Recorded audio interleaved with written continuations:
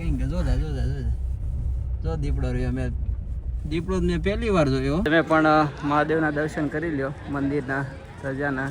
તો hey guys, good morning, welcome to my new blog. જય શ્રી કૃષ્ણ, જય શ્રી રામ. ને અત્યારે આપણે મસ્ત એવું ગુડ મોર્નિંગ થઈ ગયું છે અને અત્યારે વાગી ગયા છે 6:15 થઈ ગયા છે, 6:15 થઈ ગઈ છે.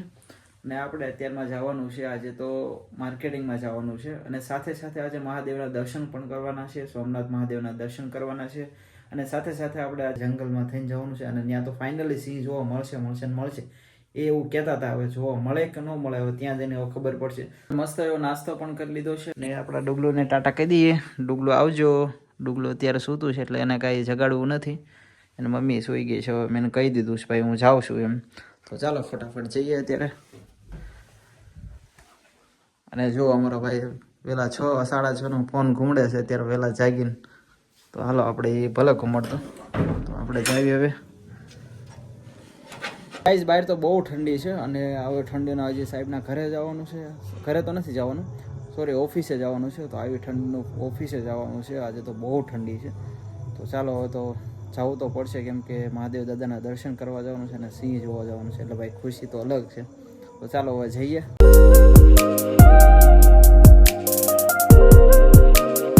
નજારો જોવો એનો, કુદરતી નજારો. અને આ કયો રસ્તો છે સાહેબ? ધારીથી કોડીનારનો. ધારીથી કોડીનાર વચ્ચેનો ઓલો જંગલમાંથી જવાય એ રસ્તો છે ને? હા.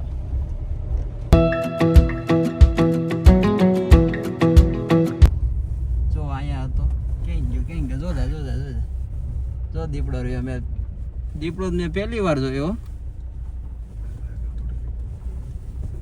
જો ક્યાં ગયો? જો જાય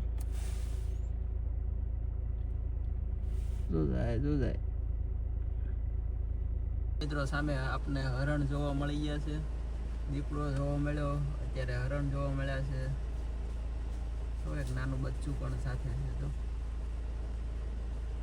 6 વાગ્યાના નીકળ્યા હતા હું સાહેબ. અત્યારે કેટલા વાગ્યા? 5:30 થયા છે.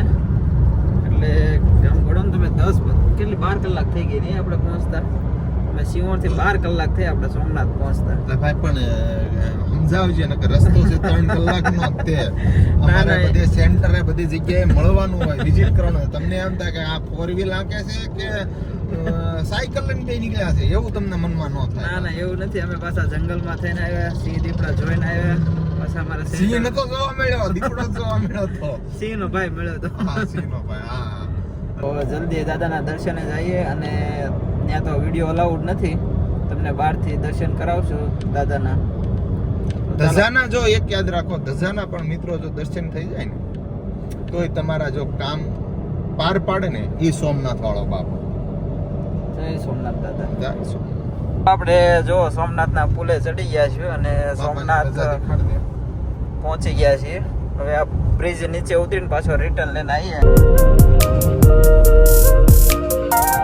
તો આપણે પાર્કિંગની હવે ગાડી મેકવાની છે. પાર્કિંગમાં આવી ગયા છે આપણે. હવે પાર્કિંગ કરી લઈએ. જો સામે સોમનાથ દાદાનું મંદિર દેખાય છે તો અહીંયા પાર્કિંગ આપણે ગાડી કરી દઈએ. તો ફાઇનલી મિત્રો અમે અત્યારે પહોંચી ગયા છીએ સોમનાથ અને અમે ગાડી પાર્કિંગ કરી દીધી છે. અને ગાડી પાર્કિંગ કરીને અમે અત્યારે મંદિર સુધી ચાલીને જઈએ છીએ હું ને સાહેબ. હવે ફટાફટ જઈએ. જો અહીંયા બધું રુદ્રાક્ષની માળા અને એવું બધું વેચે છે, શિવલિંગ ને બધું. ને અમે અત્યારે હાલીને જઈએ છીએ દાદાના દર્શને. સામે તમને મંદિર દેખાતું જ હશે દાદાનું. અત્યારે અમે જે ટાઈમે પહોંચ્યા છે ને એ ટાઈમ કેવો છે ખબર છે? સનસેટનો મસ્ત વ્યૂ છે અને અમે 6 વાગે એક્ઝિટ અત્યારે પહોંચી ગયા છીએ દાદાના મંદિરે. અને તમે વ્યૂ જોવો ખાલી. આજે એટલું બધું ટ્રાફિક નથી. અત્યારે અમારે ફોન જમા કરાવવાનો છે તો અંદર ફોન તો એલાઉડ નથી અને ફોન અત્યારે જમા કરાવી દઈએ એટલે દાદાના દર્શન કરીને પાછા અમે રિટર્ન આવીએ. પછી તમને દાદાના દર્શન કરાવશું. હાલો ફોન જમા કરીને મળીએ હવે. તો મિત્રો આપણે મહાદેવના દર્શન કરી લીધા છે અને તમારા વતી પણ મેં દર્શન કરી લીધા છે. અને જો મેં દર્શન કરીને બહાર આવતા રહ્યા છે. તમે પણ મહાદેવના દર્શન કરી લ્યો મંદિરના સજાના. તો મિત્રો હવે અમે નીકળીએ છીએ અત્યારે અને ફોટાને એવું બધું પાડી લીધું અમે અને અત્યારે વાગી ગયા છે 6:15 થઈ ગયા છે અને અમારે જે અહીંયાથી સિંહોર જવાનું છે એટલે 350 કિલોમીટર અહીંયાથી દૂર છે આપણે સિંહોર. તો અમે રાતે 10-11 વાગે પહોંચ્યું તો ફટાફટ નીકળ્યું.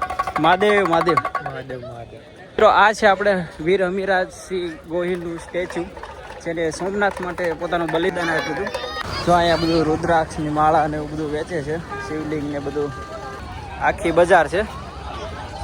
તો મિત્રો મારા ભાઈ તો સારા છે કેમ કે હજી તો 2 મહિના થયા ને એ પહેલાં જ હું ને સાહેબ બંને સોમનાથ દાદાના દર્શન કરવા આવ્યા હતા. તો 2 મહિના થયા ને તો પાછા અત્યારે આવ્યા. કોઈ વર્ષ એવું ખાલી નહીં ગયું અમે 1 વર્ષમાં એક પણ વાર આવ્યા ન હોય એમ દાદાના દર્શને. અમારી ગાડી અહીંયા પાર્કિંગ કરી હતી, હવે લઈને ફટાફટ નીકળીએ કેમ કે ઓલરેડી બહુ લેટ થઈ ગયું છે અમારે. તો ગાઈઝ અમે મહાદેવના દર્શન કરીને અત્યારે જો કેટલા વાગ્યા, અત્યારે વાગ્યા છે 7:30 અને 7:30 અમે સોમનાથથી નીકળ્યા છે. અહીંયાથી 260 કિલોમીટર અમારું સિંહોર છે, 260 ને 270 જેવું સિંહોર છે. એટલે 1 વાગી જાય છે અને દાદાના મસ્ત એવા દર્શન થઈ ગયા.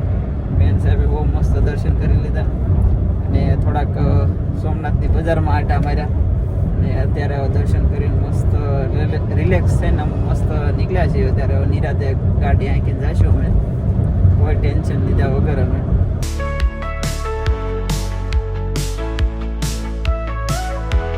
ફાઇનલી મિત્રો આપણે સોમનાથથી અત્યારે આપણે પહોંચી ગયા છીએ ઘરે અને અત્યારે વાગી ગયા છે જો 11:30 જેવું થવા આવ્યું છે, 11:15 જેવું થયું છે.